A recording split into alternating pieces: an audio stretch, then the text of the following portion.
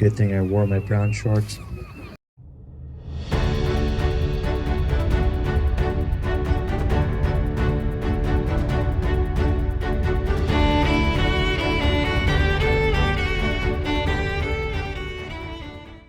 Hey there, party people.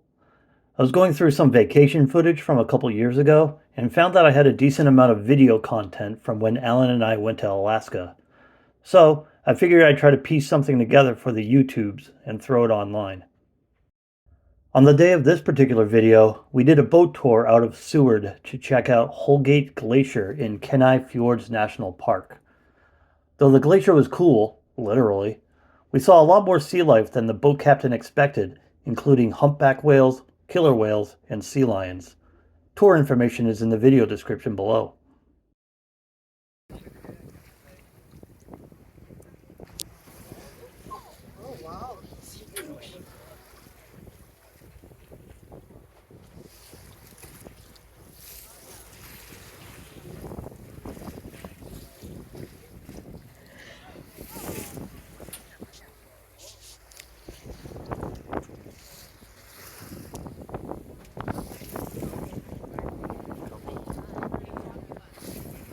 Okay, keep an eye on those birds at 1 o'clock.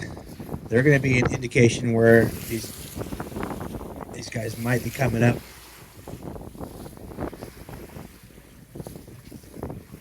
These guys have been doing what they call cooperatively feeding, hunting in a group, if you will.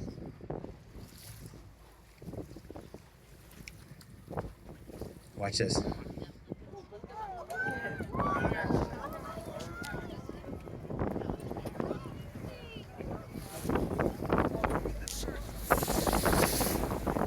These animals are filter feeders. They're in the Mysticeti family. They have baleen plates on the upper jaw made out of keratin, kind of like your fingernails. They'll take a little gulps of water, force everything through those baleen plates with their 2-ton tongue. That is your tongue twister for the day, 2-ton tongue. Predominant source of food is krill, but they also eat what's bait fish. And I mentioned earlier the types of bait fish in this part of the world are herring and sand lance, capelin, or hooligan. They figured how they can blow a wall of bubbles, and the fish don't want to swim through those bubbles, so they'll get them corralled in a nice tight cluster called a bait ball. That's awesome. And then they'll come through together and sometimes take out the entire school of fish.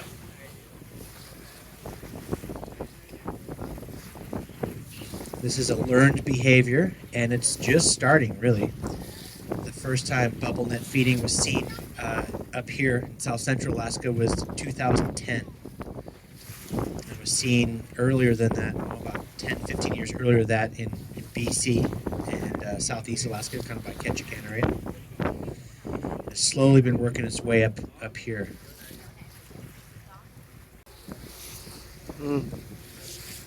Okay, watch where these birds go. Oh, wow. Holy moly. Incredible. That's crazy.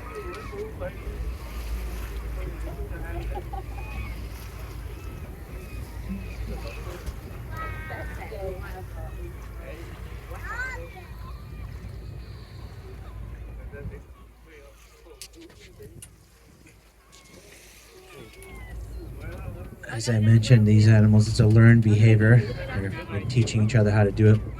This group, they've been here for a couple of days. We're in this area. I'm lucky to find them. There's about 14 animals in this group. Now, humpbacks are identifiable. It's by their tail flukes, the underside of their tail fins. You can see there's different colors, grays and whites. And that's how we identify them. Now this group has 14 animals in the group, and 3 of this group are whales that came from Mexico, from Baja. 4 of them have been identified as whales that come from Hawaii, and then the other ones are unidentified.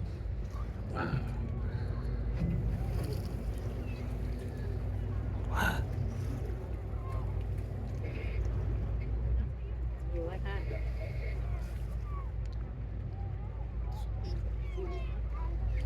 so many birds. Why do the birds go to where they are? So, question was, why do the birds go to where the whales are? Well, they're eating the same thing. The whales are, as I said, corralling these bait fish, forcing them up to the surface, and these birds are letting the whales hunt for them. They're just getting they're coming up and eating as well. The different types of birds in this group, you might have read some books and heard about whale birds, and you might have thought to yourself, what the heck is a whale bird? Well, it depends on where you are in the world. And they're just birds that eat the same feed as these whales. Most of the gulls here, the ones with the pink legs and the yellow bills, are called herring wing gulls. You might see a gull or two with black wingtips, jet black wingtips, black legs. They're called black-legged kittiwakes. Oh my gosh, here we go.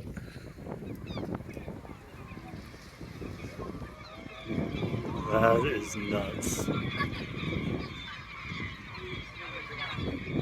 Wow.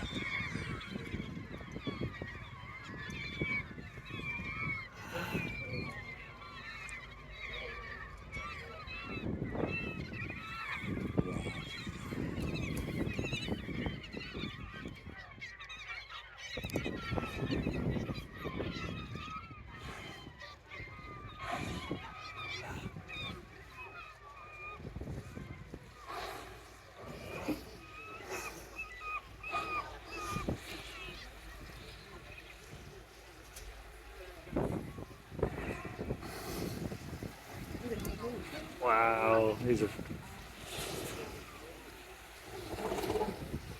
Out of gear, just gonna wait right here. They're about to go right under the boat. Oh my gosh.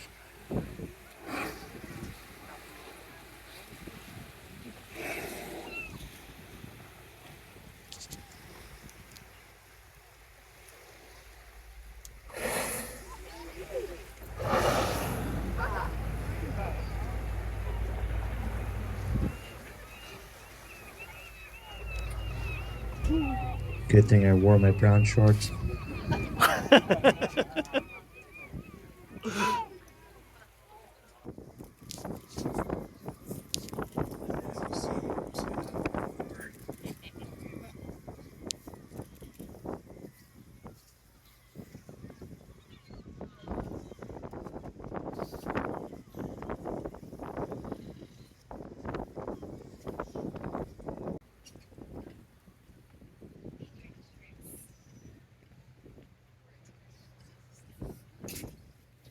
oh. That animal closest to us is slapping its pectoral fin, its arm flipper, if you will. These animals have the largest pectoral fins relative to their body size. In all the marine mammal world, their genus name is Megaptero, which means large or giant wing. I thought it was originally for helping to nurse. Now it's for corralling bait fish. Yeah, look at that. Now they have to figure out how to just blow a bubble wall. It's also believed that the latest theory in the whale world is that they've figured out when they're trumpeting like this underwater, you hear them do that. They're trying to find a frequency that stuns the bait fish. But who knows?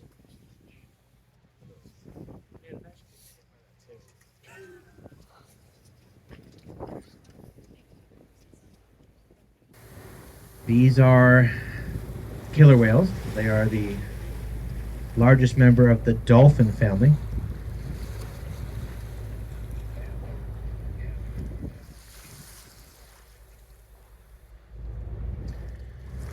I mentioned earlier the porpoise had those triangular serrated shaped teeth. And these guys are the dolphin family. They've got those conical shaped tooth designed for grabbing and holding onto stuff.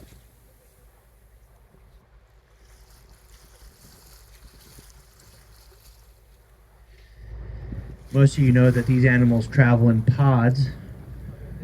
What you might not know is that these guys travel in family pods. This is one family of orca.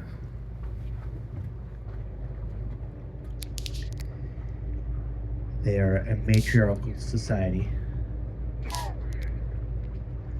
which means the oldest female in this family is the one who's telling all the other animals where they're going to go, what they're going to do, what they're going to eat. as well.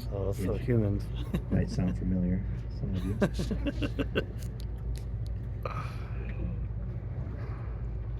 Those are females there. You can tell the difference between the males and the females by the size and shapes of their dorsal fin, the fin on their back.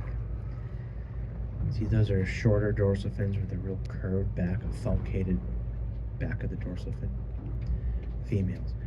If you see bull males, they have a much taller, triangular shaped dorsal fin. The bull males get a lot bigger. The bull males can get up to 20, they say 28 to 32 feet, but the bulls in this part of the world seem to be smaller. Females about 18 to 22 feet. Bulls are much larger, but the females are undoubtedly in charge. Very intelligent animals. These are apex predators.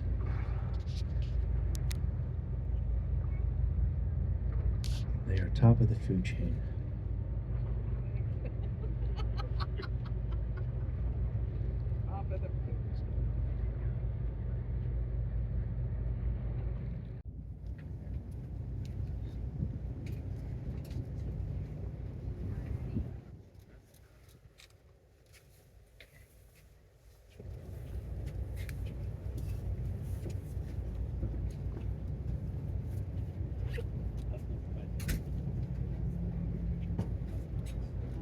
Please don't stand on the seats. Thank you.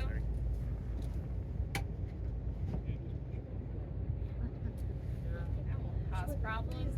Really? New York Life?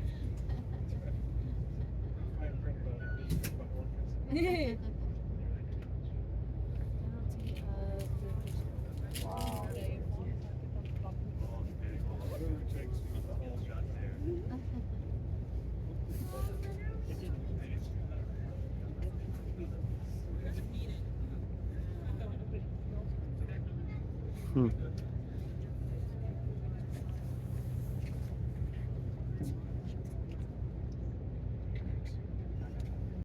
Once we were done with the Orcas, we finally got to Holgate Glacier.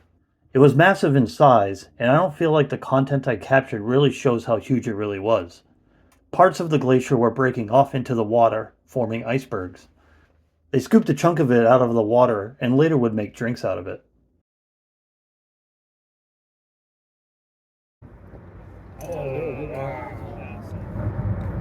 Oh, that's crazy. How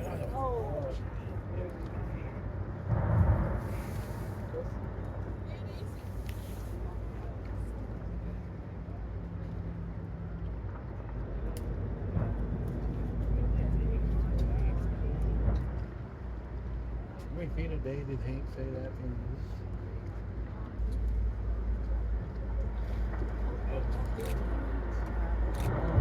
Wow.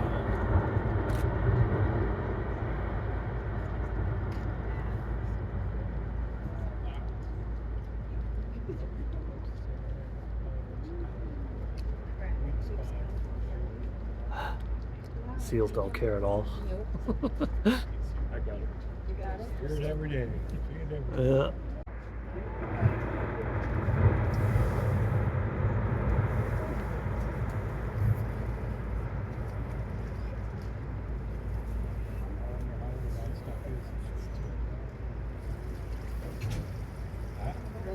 Well,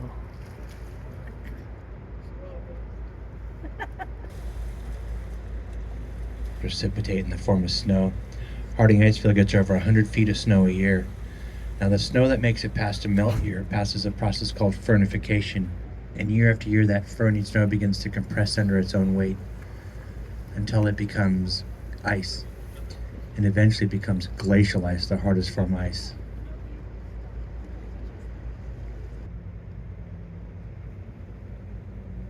Now there are times in the grand scheme of things where glaciers gain ground. Those are called ice ages. And the last mini ice age around here was about 1300 to 1500. There was a little mini ice age, and the glaciers were actually gaining ground. Now we're in a glacial retreat, a warming trend, and there's lots of lots of talk about global warming and things like that. Whether you believe it or not doesn't matter. The glaciers are getting smaller, and they are retreating. The most commonly asked question out here is, why does the glacier look blue? And it's because the glacial ice is the hardest form of ice, has the tightest crystalline structure.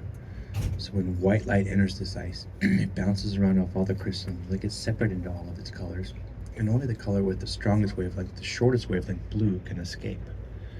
And that's why it has this blue hue to it. Eventually, it was time to turn around and go back the way we came. However, we had to observe some sea lion related shenanigans first.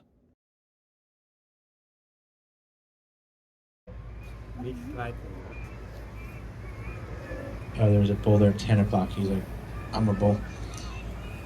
Closest land mammal relative is the brown bear. If you were to look at a brown bear skeleton and a stellar sea lion skeleton, you'd be hard pressed to tell them apart. Their foreflippers are a little different. Their skulls are almost identical. Also, if you look up high, you can see all the tufted puffins flying around. They go burrow up in this cliff, and this island's called No Name Island. And the horned puffins are the ones that lay their eggs in the rock cracks. So.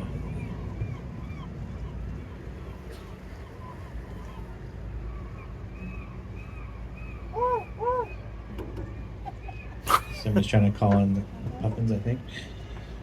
No.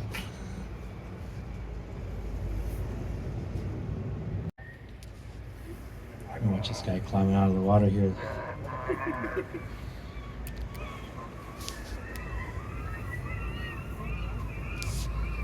Come on, you got it. There you go.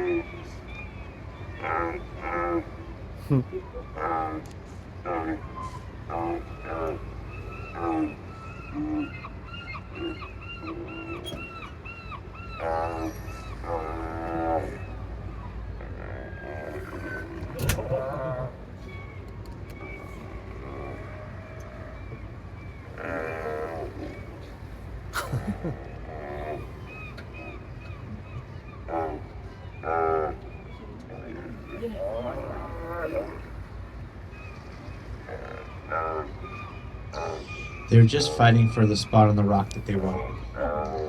The one there was minding her own business, and then the girl came out of the water and was like, "I want this spot." See, they got a nice little built-in pillow there.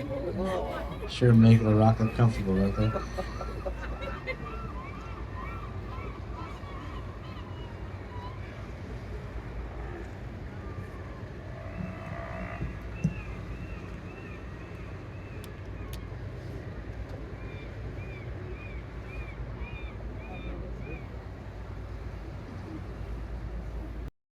Once we were in Seward again, we headed back to where we were staying before going on a short hike with my sister. They also gave Alan a chance to practice some Tai Chi or something. And that's what we got. Hope you enjoyed. Somebody's trying to call in the puffins, I think. No.